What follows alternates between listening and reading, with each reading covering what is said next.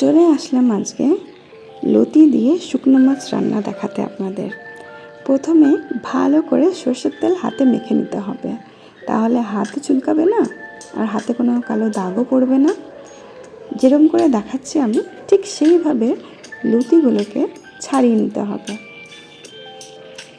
এইভাবে লম্বা লম্বা করে প্রথমে ছাড়িয়ে নিলে কাটতে সুবিধা হয়।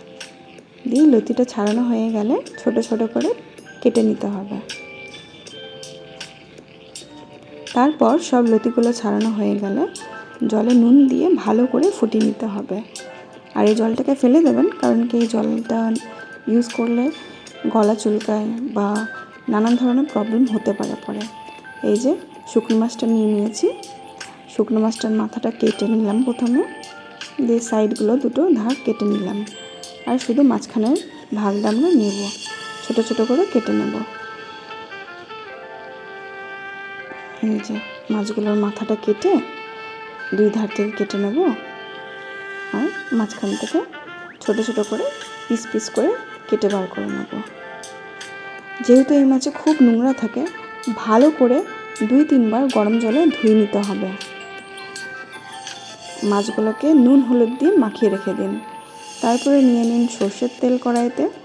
আমি নিয়েছিলাম কিছু রসুনের কোয়া আর 4টে লঙ্কা মাঝখান থেকে কেটে নিয়েছিলাম।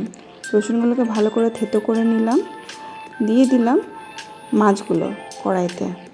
মাছগুলোকে 2-3 মিনিট ভাজলেই ভালো করে ভাজা হয়ে যাবে। তুলে নিলাম মাছগুলো, তাই তেলে দিয়ে দিলাম রসুন আর লঙ্কা।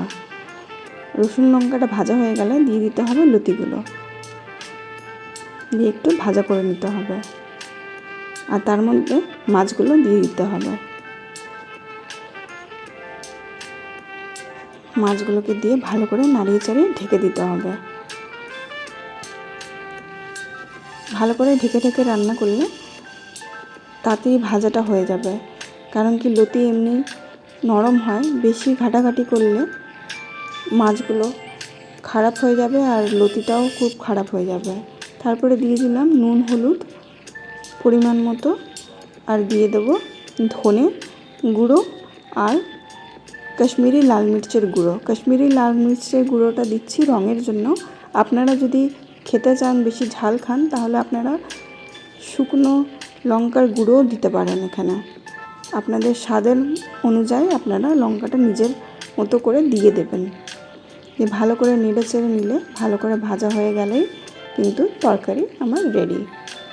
এই দেখুন ভালো করে ভেজে ঠেজে নিয়েছি আর তরকারি রেডি। খুব চটপট হয়ে যায় এই রান্না, আর খেতেও খুব সুস্বাদু হয়। আমি জানি না অনেকে খেয়েছে কিনা, কিন্তু যারা খেয়েছে তারা জানে এর স্বাদ।